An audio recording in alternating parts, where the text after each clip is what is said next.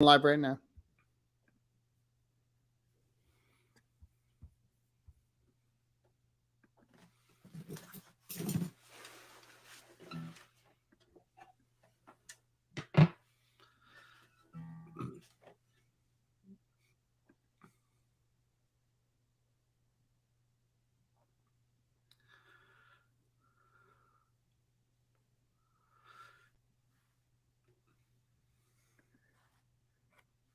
You're listening to WKDW Radio 97.5 and KDWRadio.com, broadcasting from the Bishop West Real Estate Mobile Tower in Northport, Florida.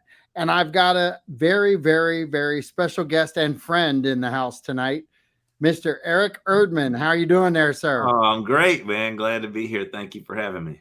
Well, Central Time and Eastern Time, two different concepts, right? Well, I should be very competent at such things, being as I spend most of my time jumping time zones. But luckily, I'm habitually extremely early.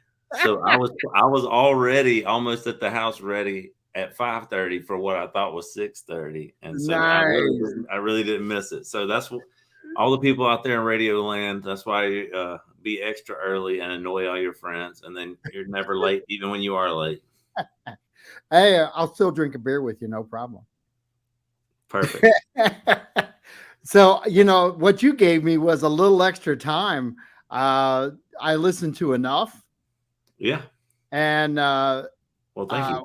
What was the one? Shoot, I just was listening to it. And I really liked it. I text you. Shoot. Oh, who is they? Who is they? So to get this thing going though, how long you been at this? Well, it's wild when I think about it, because when I was 8 years old, my older brother and my next door neighbor were writing songs, and I helped them. Now, I wasn't obviously any good at that time, but it's like it's been part of what I do since I was 8, and I'm 46 now. So it's been a long time. And then started playing bass, and then started playing guitar around like 12, 13. And then I started gigging around like 16, 17. So, I mean, that's 30 years of gigging and, 40 years of writing songs almost. So pretty much my whole life. You've got 4 things you put up there: the artist, the singer, the writer, and the producer. Right. Well, yeah, I love to do all those things. How do you do all 4 things?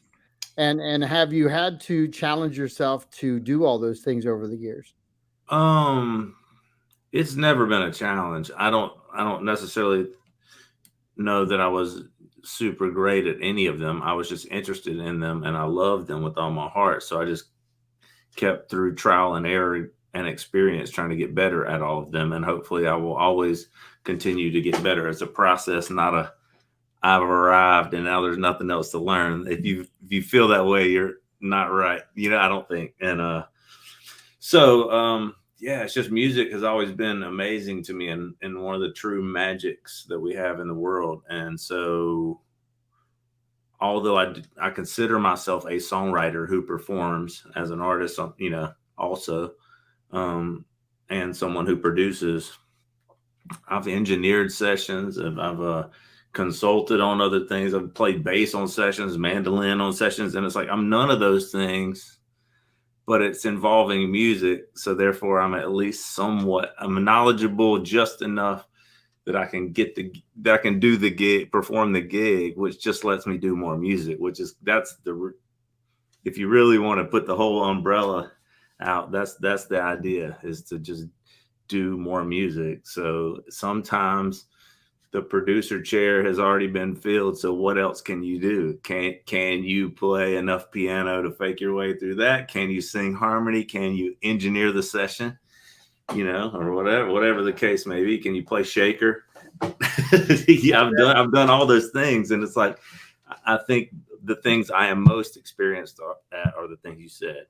I'm a troubadour, singer, songwriter kind of guy, storyteller. and a producer, because I've done those. Those have been the ones that I found myself in that seat more often than not. So I think I have more experience in those. And I liked how you put that, because you gave that broad overview of kind of fitting yourself into the need at the moment, Yeah. and being a part of music in general.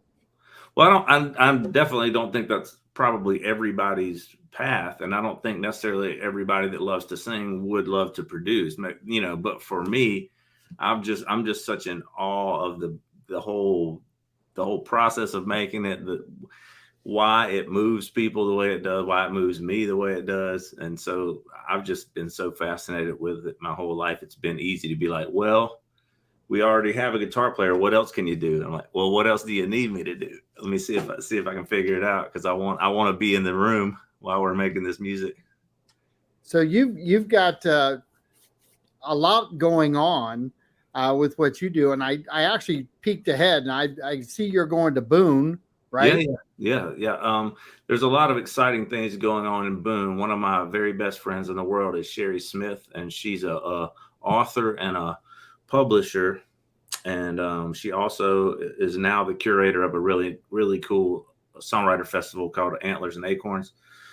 But she and I and Radney Foster, the country music legend, is we own a company, and we're filming a pilot for a TV show, which we hope lands somewhere, and we can have many of those. But we're excited to have the funding to do the pilot. So it's more than just an idea now, where it's something that we are going to produce. And anyway, so I'm spending a lot of time up there preparing for that, and also we also have the Songwriter Festival, of which I'm honored to get to be a part of that as well. Well, what's it like to be part of the songwriting festivals that are out there, the Key West, the Boones of the world? I love. I mean, that's really where I feel most at home. Because it's like other people that feel the same way I do about music. So a lot of times I'll go to those festivals, and I'll feel like I'm playing to the right audience that really wants to hear the type of thing I'm doing. So everything lands, and that's not always the case. So that's a happy thing. But then more so than that, I think you get rare experiences with your colleagues that usually we're having to steal and borrow time to find a little piece here and there, because everybody's so busy. And at those songwriter festivals, we kind of tend to all be in one place for 3 days, 4 days. And that's where a lot of songs get started, or like the planning for the next songwriting session or retreat or whatever. A lot of those are planned at those festivals because we just happen to be together. We're all friends always, but life gets busy. The music industry is one of those ones where you got to be a shark. You got to keep swimming. You can't stop. And you can go 6 months without seeing your best friend. It's not a priority thing. It's just the nature of the beast. And those songwriter festivals just feel like a reunion, kind of. I've watched you guys for about 5 to 7 years now. We're going down to the Key West Songwriters Festival, and it's funny, you talk about the camaraderie, and we've built that with all of you guys too over those years. Yeah.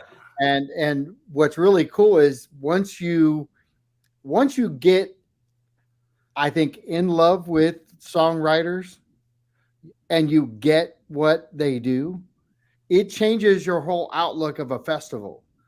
I think so. And I speak of this a lot as a songwriter, but I would say 50% forget that I ever have written a song, period. I'm a songwriting fan.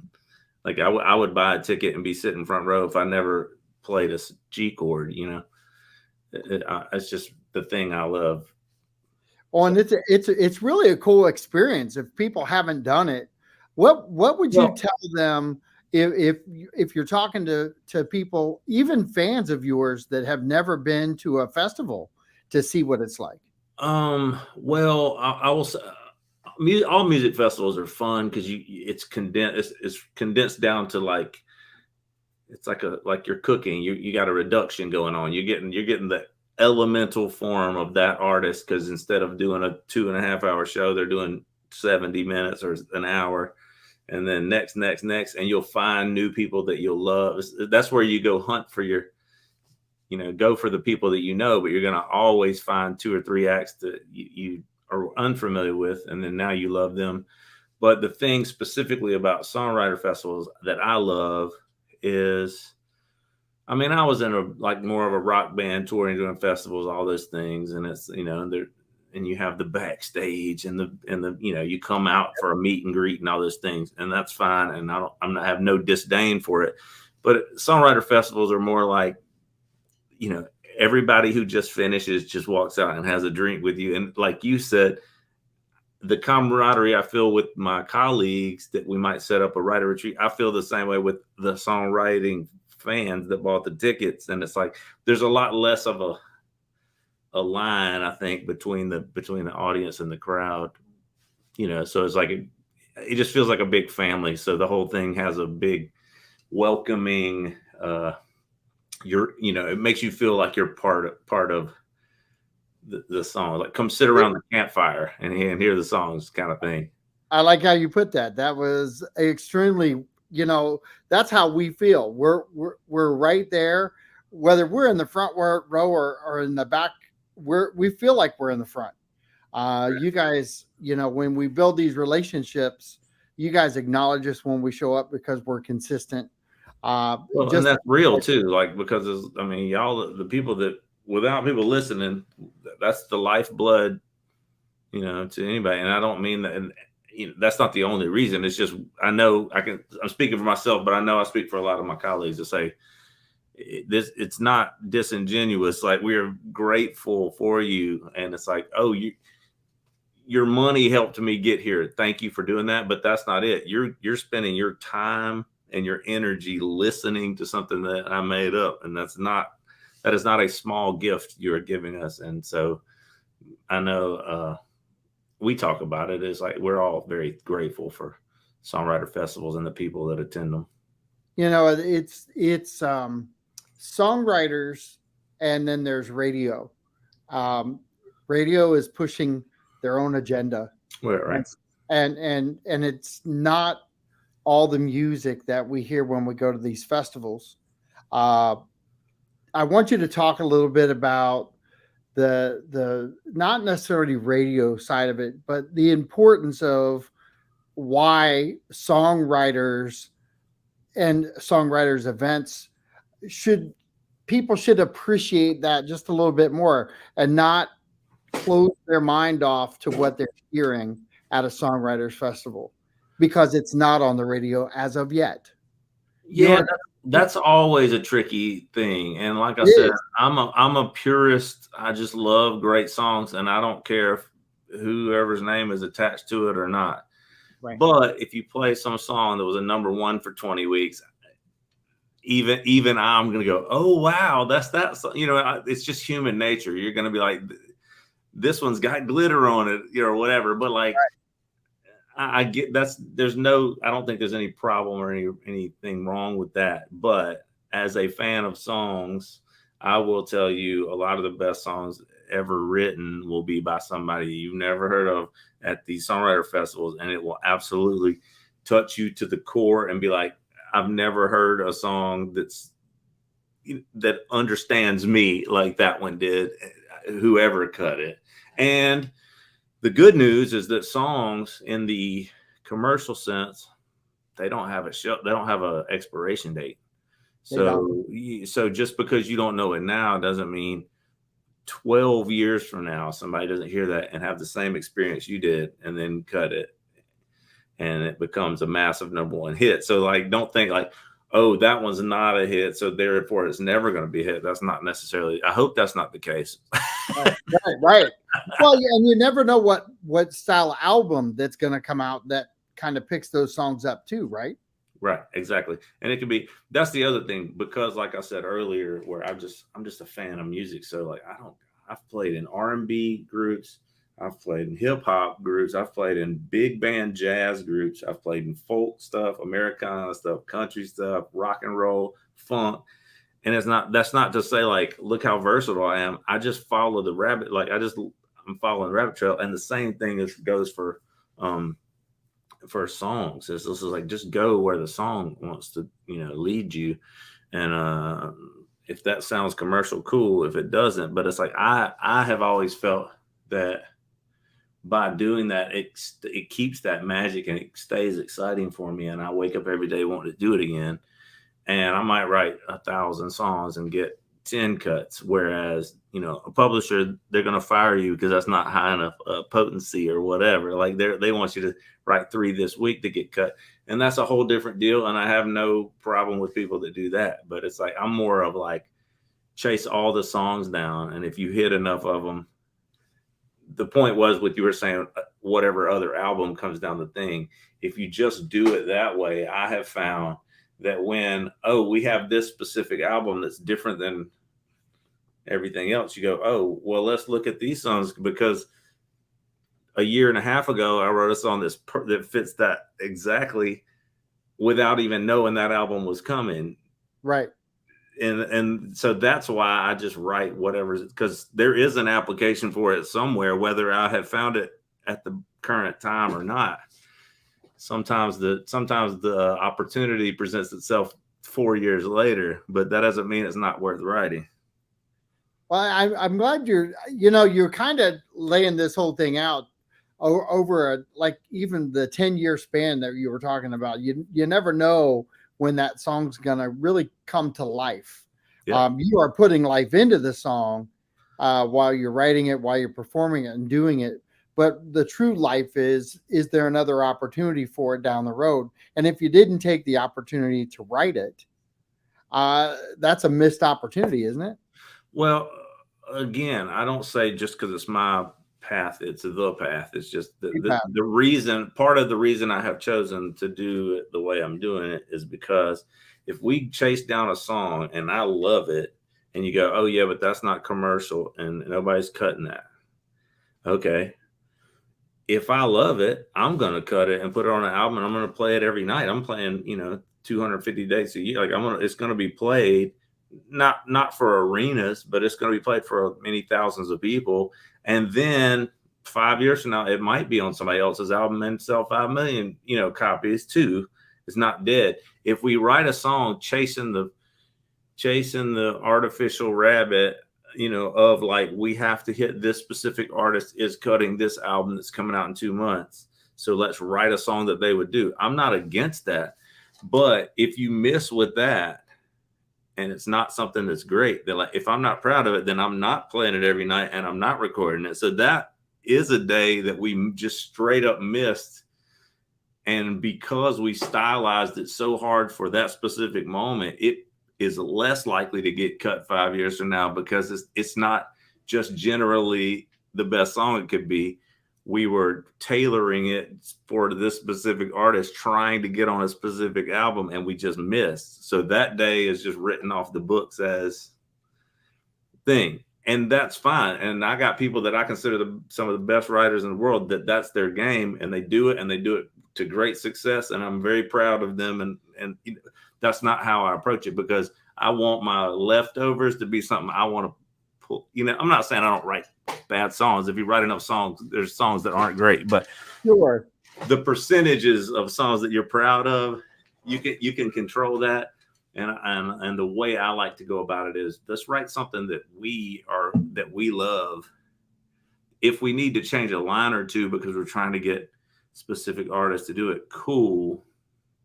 If they don't, and then we can put another 2 lines in it and have it where I can record it, you can record it, somebody else can record it, and it's just a great song. Then that's what I'm trying for every time, more than just being. I like the perspective, because you definitely have a different look and a different outlook than a lot of artists that are out there, and a lot of new artists that are out there. They're trying to. I want to say they're trying to stylize themselves like a radio. and try to get in that way. I I've been watching from afar, and to me, yeah, you might get lucky and you might have that happen, but for the long haul, you're 20, 30 years of doing this. I think you have to adapt and you have to change and you have to keep yourself. And I'm going to go to the mental side here for a second. I think you have to go to the mental side of how you're able to not like get self defeated. And I think with your style, you're always looking for the next up. You're always looking for the next positive move. And Right. do you follow where I'm going? Absolutely. Because I mean, there's no secret. Music industry is a tough gig. It's always been a tough gig, and it's probably harder now than maybe ever. It's just a tough racket to be in. And is it worth all the sacrifice? Absolutely. But to me personally, and like, again, I'm not speaking for everybody else. For me, if I spend my time at this sacrifice and grind and I'm writing things that I'm proud of, and if you want, and back to the other thing, when I go to Key West Festival and then we play the shows, but then at 2 a.m. we all go sit around a pool somewhere and there's like 4 of the best songwriters breathing and we're all sitting around, and you want to play a song for them because they're like, hey, play me your new song, play me what you got. Do you want to play one that you didn't have your whole heart in and it almost got to be There you go. Artist X's next big thing, but they didn't take it? Or would you rather play one that maybe didn't fit them that you believe in with all your heart and really nail it? And I'll tell you every time it's that one. It's like that makes a difference. You gain respect amongst your peers. I'm not bashing the other method. No, I don't want that to come across that way because that's just a different route that I'm going to do. But the thing that, like you were saying, looking at the positive side, the thing about doing it the way that I like to do it is that I'm still chasing the thing that makes me excited about songs. And then, so when I have those opportunities at the Songwriter Festival, I'm excited to play those songs for the people I look up to. the funny thing is, I listen to how you describe it, and I listen to other people describe their moments. I've had several now songwriters come on and explain it. There is no perfect way to do it. Right. I agree with that. And I think yes, you found your way. Everybody has to find their way. Right. And I think the biggest thing that I've seen, and maybe you can hit this a little bit, is that there are sometimes that you may go through a stretch of not hitting those songs, but if you're singing the ones you love, you still keep the passion for the writing, don't you? Yes. And I mean, I don't care who you are. Nobody's just, killing every song they write, even if they're trying. It's just the nature of it, which is also part of the magic of it. Conversely, is like, it's not, although there is 100% a craft and you can learn to get better at it. And therefore, I'm not there is a mathematics to it, to the point where like you can work at your skill to get better at it, but there is still some portion of it that is inspirato and magic, and it comes from the ether, and you got to be in the right, no matter how much craft you have, if you're not in the right headspace at the right time, when it hits you, it's going to be a B- song. I'm not saying it's going to be a D level song. Like if you have craft level, you should be able to have decent product, decent output all the time. But I feel like if you've worked on your craft and you have the chops, Yep. Eventually, and you keep writing, the cycle is going to come back through and hit you with some. When you do get the lightning bolt, you'll know what to do with it. That's the idea, I think. So usually at about this time, I ask you to pick your favorite, but Oh, I'm not going to do that to you unless you. well, good. Thank you. No pressure. How about Who Is They? Will you play that? Well, that's one of my favorites, so that's perfect. So let me tell you about this. I was sitting at a writer retreat with my friend Lance Dubrock and Chad Wilson, and we had written the previous 2 days, and I was heading back to Nashville, and I said I didn't really have a time. I had to be there, and they were like, "You want to try to write one before you go?" I was like, "Yeah, sure." And we sat out there, and I said, "Well, I got this kind of music-y, kind of ragtimey."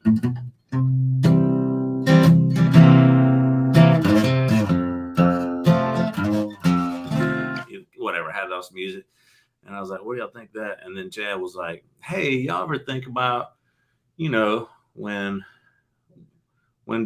you have some choice to make in life and your buddies try to help you out, but they give you the worst advice ever, like, you know what they say?" And I was like, "Yeah." I was like, I based a lot of my decisions in life on what they say, and I don't know who the hell they is. Yes.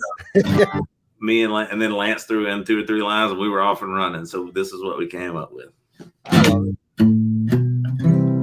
You know what they say? Yeah, we all do. Because with every situation comes a free consultation where they throw in a penny or two, but that's all hearsay.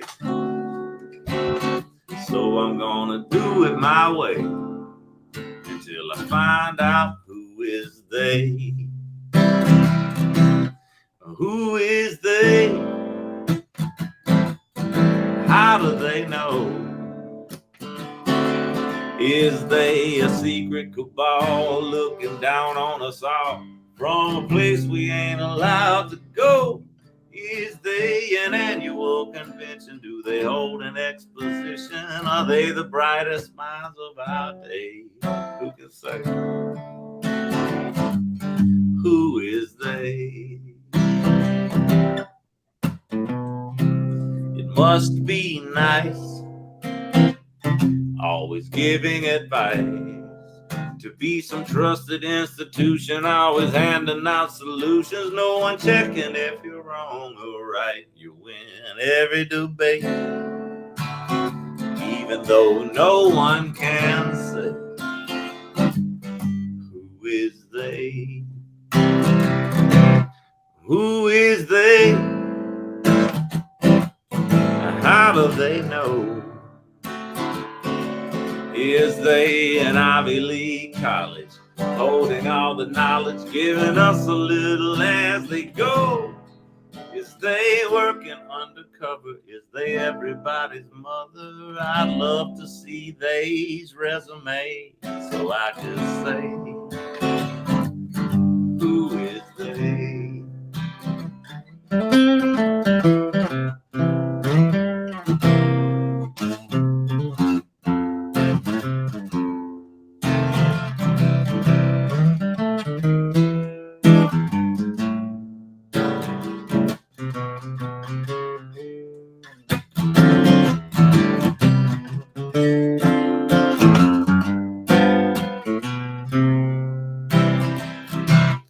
Who is they? How do they know? Is they some foreign delegation? Is they our imagination? Do they follow us wherever we go? And tell me, has they ever proven they knew what they is doing? I wonder why we obey. It's hard to say. Who is they? Yeah. Is they some council of elders in a dimly lit cellar, deciding how we all should live? I mean, I know they exist, I just don't know who they is.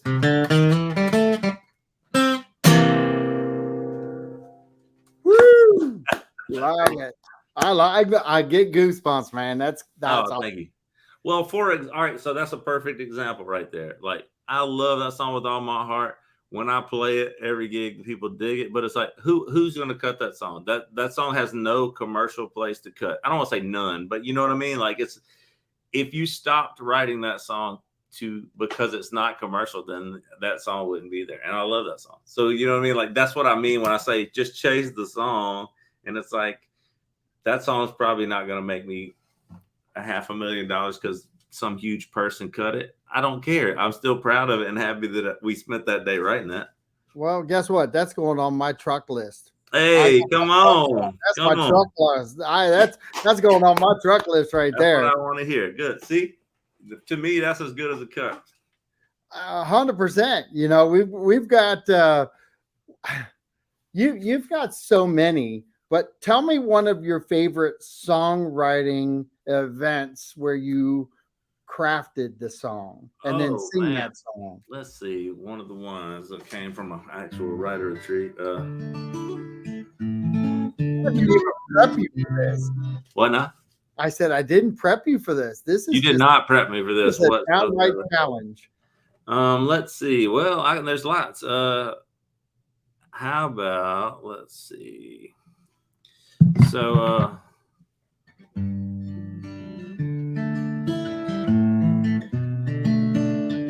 all right, this is a good one right here. Okay, so I was at there was a songwriter retreat that Neon Grit put on, and it was in Lake Martin, Alabama, and we were all down there, and we had kind of same deal as the last song. We were kind of done in our like off free time where we weren't supposed to be writing. We were just kind of hanging out, and my manager Angie, who's great at all things, we had an empty spot. Somebody couldn't be there or something, and we just found out. And she said, well, if y'all have anybody that's close by that can make it, there's room for another songwriter. And I said, oh, well, let me think. I got a ton of great talented people that would really be great.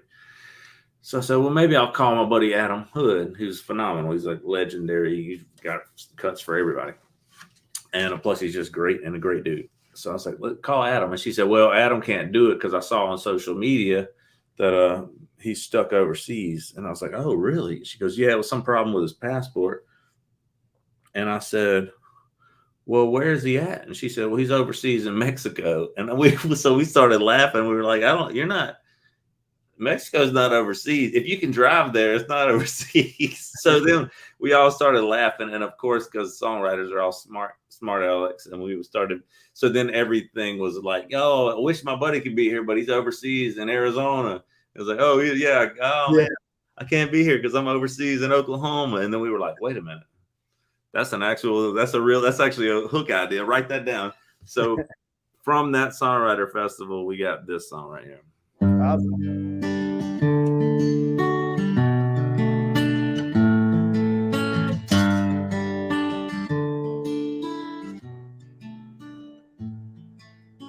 Oh man, there's my ex. She just walked in. I know what comes next. She'll stroll over here, flirting and laughing. Order up a beer like nothing ever happened. My friend, looks like I'll have to catch you later. But when I slip out the back, could you do me a favor? Make up a story, throw a dart at the map. If she asks you how I'm doing or where I'm at, I'm catching a tan out in Seattle, in New York City, raising cattle, Rocky Mountain High in Louisiana, going ice fishing in Alabama, sailing a ship through the Cumberland Gap. No, I didn't say when I'd be back. I'm on a beach in Arizona, overseas in Oklahoma.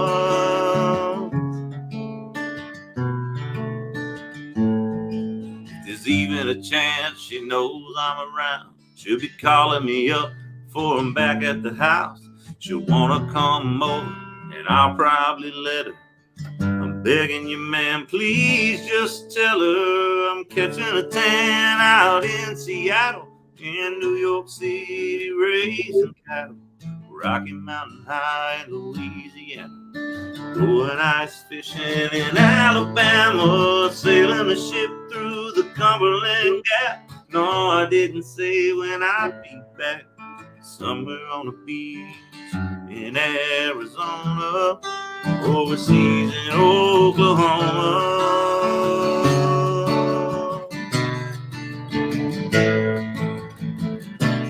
There's one thing I know for sure. Till the day I'm over, I'm catching a tan out in Seattle, In New York City, raising cattle, Rocky Mountain High in Louisiana, going ice fishing in Alabama, sailing a ship through the Cumberland Gap. No, I didn't say when I'd be back. Somewhere on a beach in Arizona, overseas in Oklahoma.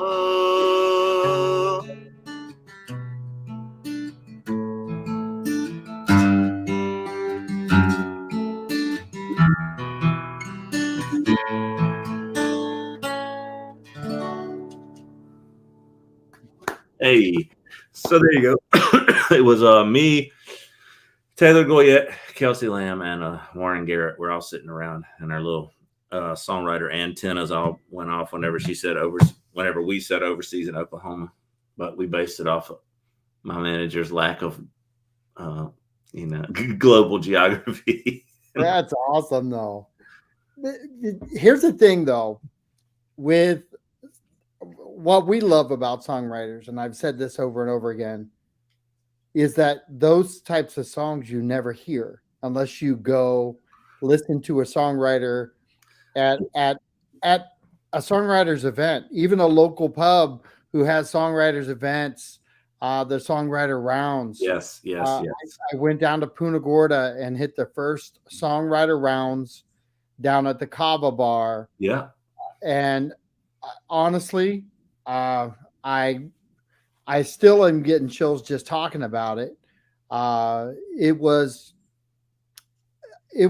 better than I thought it was going to be. Cool. And I already thought I was going in with the right mindset because of all of you guys having taught us over 7 or 8 years now of going to songwriters events. That everybody who gets up there and does their thing has a special place for all of us, and just going to an event, which is the first rounds in Punta Gorda, it blew me away, the talent that was on that stage. The voices, the playing, it didn't matter, even the words. There was a guy who did poetry before he played, and then he sang. And everybody came in because they wanted to hear his intro with his poems. And it was cool. It was, that's the cool vibe that's missing from radio. Yeah, agreed. Yeah. So kind of give an overview of how songwriters events have evolved. Well, I do feel like the more I've noticed that a lot more are well organized than maybe they used to be.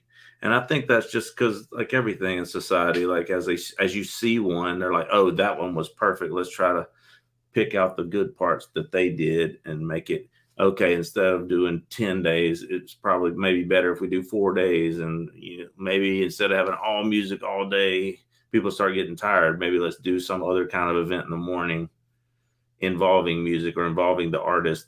Go hiking or go. That's one of the cool things about Antlers and Acorns. It's you go hiking with the artist, or you go kayaking with the artist, or you go fly fishing with the artist, and then the music starts at 3 p.m. In the afternoon or whatever. So it's, but they're all different.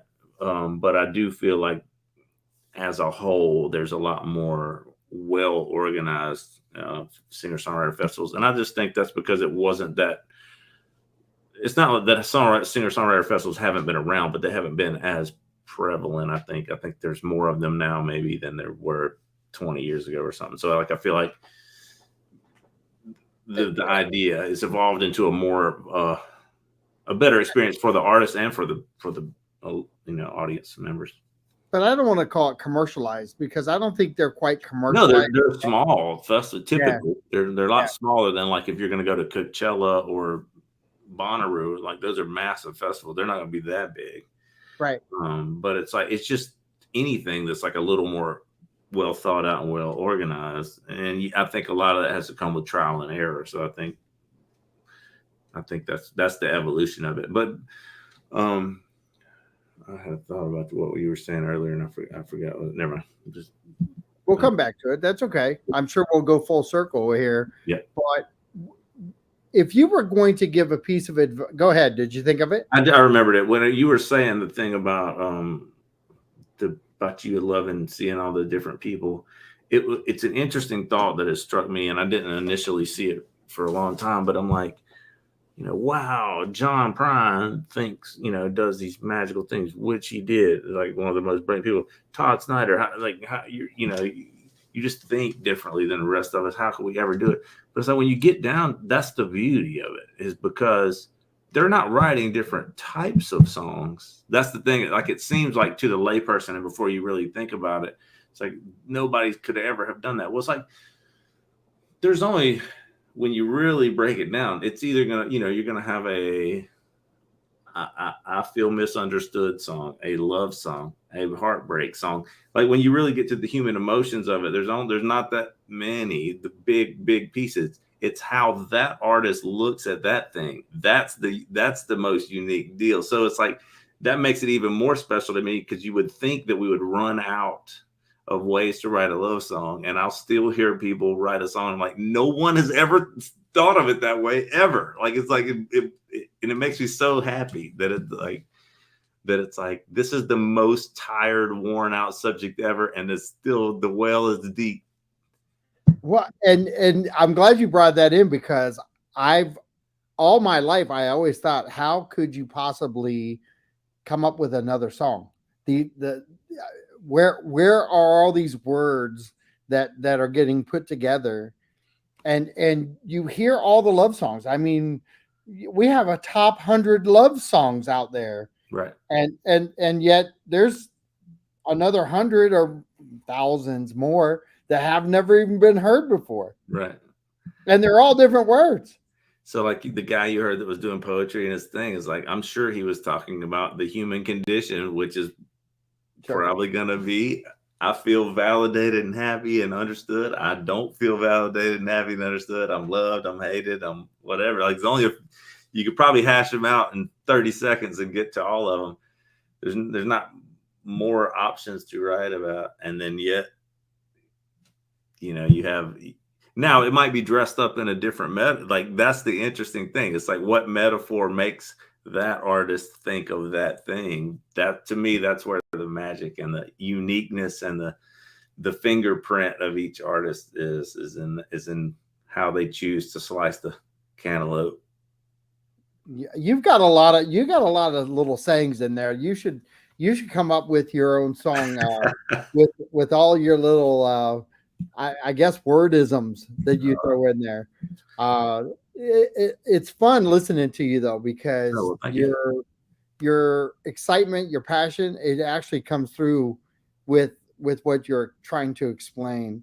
If you ran into a new songwriter today, mm-hmm. what would you tell them? Ooh. So I think the deal is, I know it's a good punchline for a joke, and I know it's been done to the point where we just kind of laugh it off. But society as a whole have always been like, oh, you write songs, or you play songs, or you're a musician in any sort. And they go, well, what do you do what's your real job? Like, that whole real job. Like, that's funny and cool, and I get the joke, and I'm not offended. I don't have soft skin about it. But I'm like, that's how I've made my living my entire life. I've never had any other job. So it's like, it's as real of a job as you want it to be. Now, I also know a whole lot of musicians that gonna want to go, well, I'm not really going to write today. I'm not going to do this because I'm just waiting on the inspiration to strike me. And I'm like, wait a minute. If you want to have the respect of people saying this is a real job, then you also have to treat it like a real job. So it's two things. Don't let people walk on you by saying what you're doing is not a valid choice. It is a valid choice, and you can make a living doing it. It might be a struggle at times, but you can. If I can do it, anybody can do it. You know what I mean? Like, that's my thought on that. And then secondly, now that we have ticked that box and said this is a real job, you don't get to sit on the couch until 3 and then pretend like things just fall out of the sky and then you make it. That's not a real job. If this is your real job, then treat it like a real job and work on your ability to play, your ability to write, your ability to market yourself, these are all parts of the job. So that's both sides of the coin. Don't let people treat it like it's a joke, because it's not. And if they're not going to treat it like a joke, then you can't treat it like a joke either. That's great advice. I mean, truly great advice. So I'm going to go to a spot here with the Songwriters events. I want you to pick a song that you wrote with a good friend. Mm-hmm. And you have your good friends. I know you have many. Yep. But I want you to pick one that you wrote with a good friend, and I want you to tell us about that. Okay. Well, this is the one that's on my mind, because we were just talking about how songs, both of us are amazed that there is some kind of new way to write a love song or a heartbreak song, being as there have probably been a billion written since the dawn of time. So one of my very close friends, who's a phenomenal artist and one of the best songwriters that I've ever heard, is named Scott Sean White, and he's from Texas, and he's just hitting them. I could just listen to Scott play all day, and he never plays a bad one. You know what I mean? And so I'm honored that he writes with me, and we wrote this one specifically about writing songs about the well that never runs out. But I like to think of it more generally, and when I do that, I like to say this song is about the fact that life isn't about what you have, but it's about what you can do with what you have. Awesome.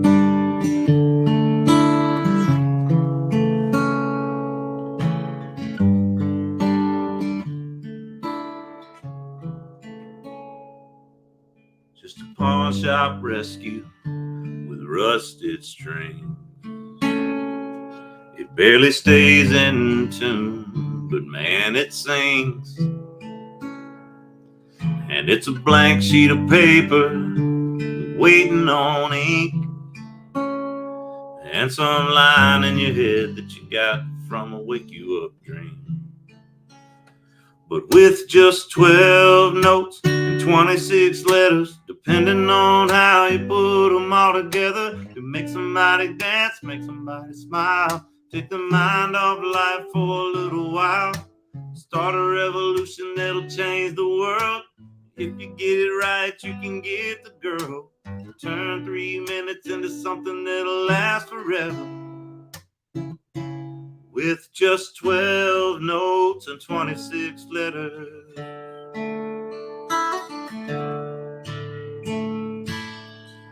Now, when you think about everything Bob Dylan ever said, and what Lennon and McCartney did to your heart and your head, ain't it crazy how right now there's some talent show kid about to say it in a way that nobody else ever did. With just 12 notes and 26 letters, depending on how you put them all together, can make somebody dance, make somebody smile, take the mind off life for a little while, start a revolution that'll change the world. If you get it right, you can get the girl. Turn 3 minutes into something that'll last forever. With just 12 notes and 26 letters.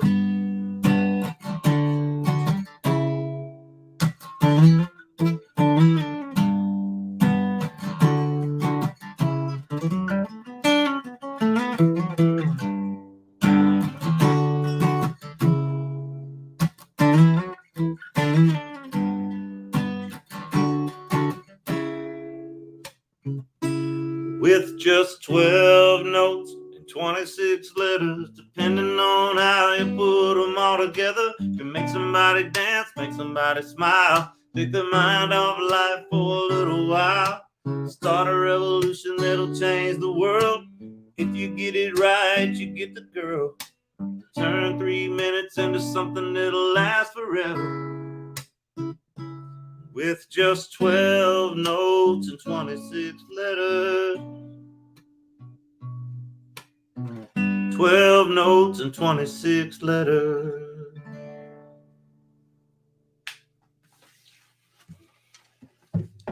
Fantastic. Thank you. You know, that was good. I like that. Thank you. You had me.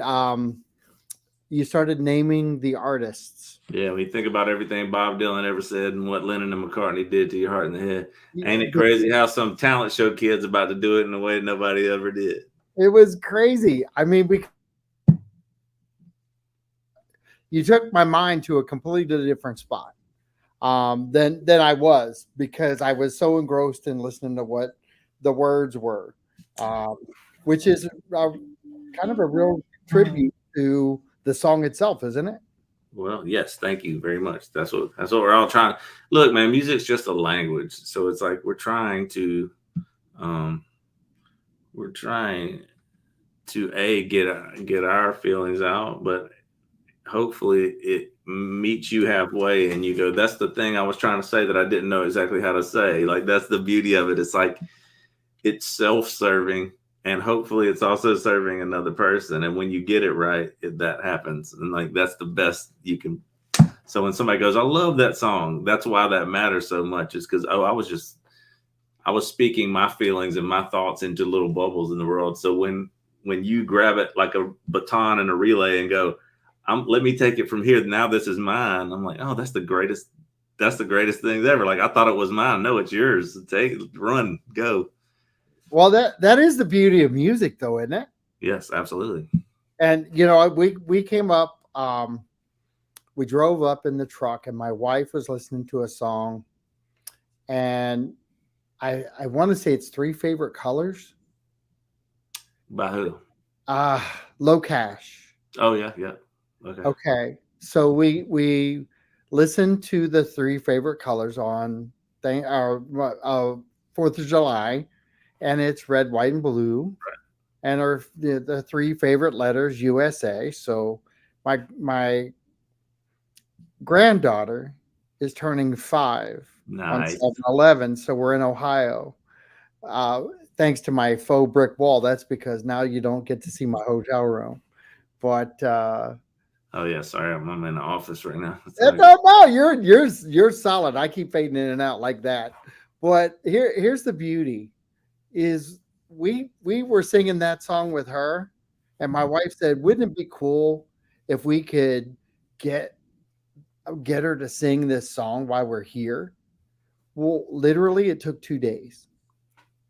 2 days. She's 4 years old, going on 5. But even Ellie Rose and Evie T are now both doing it. Evie T is 2, and she sings it. Yes. And she's working on these words. So the beauty is, we're talking about music. We're just talking in general. I know we're talking about Low Cash's song, but you just said, when somebody grabs a hold of something, and that story to me, they grabbed a hold of that song. We had so much fun with them, but I'm going to play them a couple of your songs. They're going to be some of your stuff too, man. Thank you. That makes my heart feel good. Well, they like my truck music, so I already told you you're on my truck playlist. All right, come on. It's Eric Erdman time on the truck. Cool. But I think that's what people need to hear. People need to hear these songs that are not everyday songs on the radio, because they can build their own playlists, and they can. I mean, look, I've never even really psychoanalyzed that song, but back to the thing we were saying earlier. Okay, it's a song about the resources we have as songwriters and the Scrabble tiles that we put together and the 12 notes that we can arrange them in.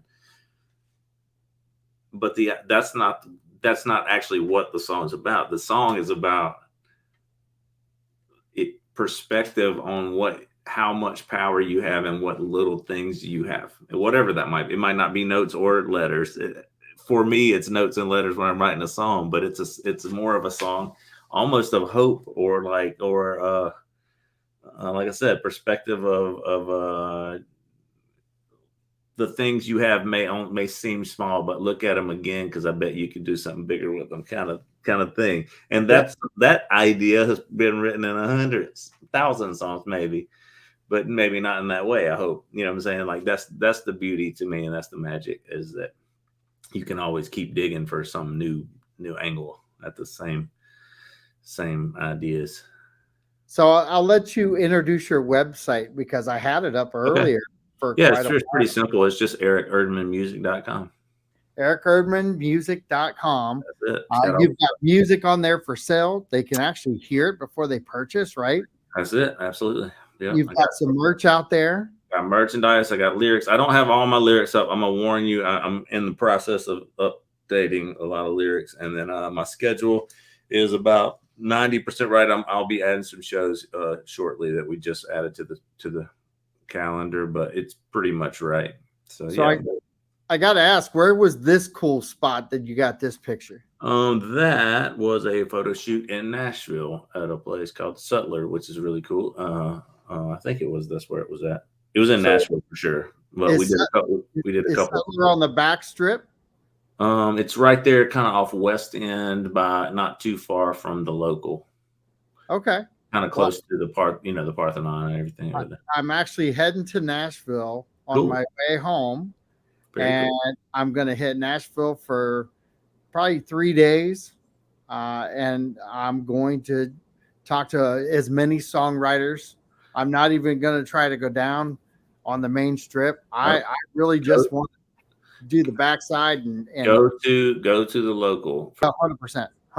Yeah, that's the place where I'm sure you already knew that, but I'm saying that to me, that feels like that's where there's amazing songwriters crawling out of the windows of that town. You could find them anywhere. I'm not saying that, the local has a monopoly on it, but for me, every time I'm hanging on there, it's like all my favorite songwriters it feels really cool to be like the local hangout for the working songwriter, I think. Dude, I'm totally excited about going to Nashville because I'm going with a mission. I'm going to see everybody I can possibly go see. Very cool. And that's kind of my drive right now. When are you going to be there? What? Say again? When are you going to be there? I'm going to be there the 14th. I'm going to try to be there the 13th, 14th, and 15th. Okay. I think that's the weekend. I'll text you and see if some of my buddies are playing around that I think you should be aware of. That maybe you already are. 100% shoot it to me because I would love to go and hear them. Tell people a little bit about the Nashville vibe for you. It's been great. Like I said, I've been gigging almost 30 years. So I've been everywhere on the planet, and I always had a deal where I saw enough people that they would get this much momentum and go, well, I'm moving, I'm taking everything, I'm going to Nashville, I'm going to make it. And again, that's a totally valid path, and it has worked for people. But I've seen a million times where people that had this much momentum took off, got there, and then got chewed up in the machine because rent's higher, gigs pay less. So in order to make that equation work, you're doing dead end gigs, not gigs that are helping your art or you getting on. It's just like they're just paying rent. So then people, end up having to do 4 gigs a day, and then they don't have any time to really focus on craft or focus on meeting the people that are there in town to meet them. So it ends up being counterproductive. So I was super wary of that. Had no disdain for Nashville. I'm just like, I'm not going to Nashville until Nashville calls for me to. If I have a reason to go to Nashville, I'll go to Nashville. You know what I mean? So over the years, I would just kind of hit it every 6 months or something, and I had reason to be there, and I'd play gig or write with people and do things. But over the last, through playing songwriter festivals and songwriter retreats, like you were talking about, I made more and more and more and more friends with like the cream of the crop, people that are really turning out, hits and really turning out high level songs, to where we became friends. And they're like, well, let me know when you're in town. So then I started going, a couple days every month, or, a week every other month. And then like Then it became a whole week every month, and then 2 weeks every month. So at this point, I almost live in Nashville. I spend way more time in Nashville than I do in Mobile. But it was because I kind of waited until I organically grew into the songwriter scene of Nashville. But because I did it that way, once I got there, it's been like the most welcoming, beautiful, like I said, people that absolutely blow my mind. And I'm like, I have no business, I'm not trying to be like overly, like, I know I write songs and I have written a million songs, but it's just like, still, there are people I write with. I'm like, this person is a like Hall of Fame genius. You know what I mean? Like how am I so lucky to get to write with these people? And as somebody who geeks out over songs and that finds the magic in it, like that, what could be a higher reward than that? Whether it's a number one hit or not a number one hit, just getting to sit in the room and feel like you're really going to the well to write serious songs. Like, that's what I signed up for. So I'm going to say this to you. You know that there are people that think the same thing about you. I don't know about that, but I do know about that. Well, you here's the thing. And this is what I think is really cool about songwriters. I at any level, humble. Yeah, they tend to be good. There's a few bad apples, but there's a billion that are perfect. That are, that's your best people. You can talk about any industry out there. You always got a few bad apples. Yeah, but I agree with you. Like, I'm very proud of how my brothers and sisters conduct themselves typically. Yeah. That's not really what it's about. Like, it feels like they're chasing the song and all the whatever fame and right. Money or lack of fame and money. That's just, not saying, everybody's got to survive. I'm not saying that money doesn't matter at all, but it's not the driving force, and that's obvious. So we pushed our 7:30 limit. Do you want to go out the door with one more, or?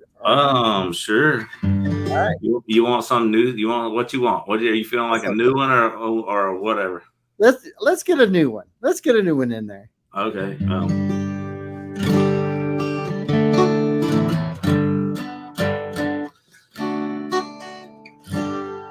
All right. So I do this thing called Fresh Song Friday, where I just release a new song every Friday, and I thought it was going to go about 20 weeks, and this tomorrow will be 237 weeks in a row I've been releasing a song. Awesome. So I'll play you the one that comes out tomorrow, so you can have it before the pre-fresh. This is one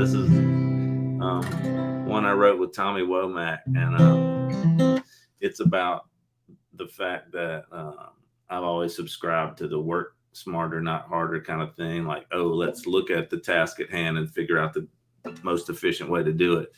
But that doesn't always apply. For example, love. There's no workaround for love. You just got to do it. Plant a garden of weeds so you don't have to tend it. Write a letter to no one so you don't have to send it. Untie any knot with a good enough blade. But before you brag on those choices you made, no, there's just no workaround for love. No shortcut I know of. You gotta hit it straight down the middle. You wanna dance, you pay for the fiddle. There's just no workaround for love. Surrender to temptation so you don't get tempted. Give up drinking once the bottle's empty.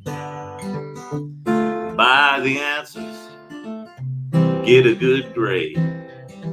But before you brag on those choices you've made, no, there's just no workaround for love. No shortcut I know of. You gotta hit it straight down the middle. Dance, you pay for the fiddle. There's just no workaround for love.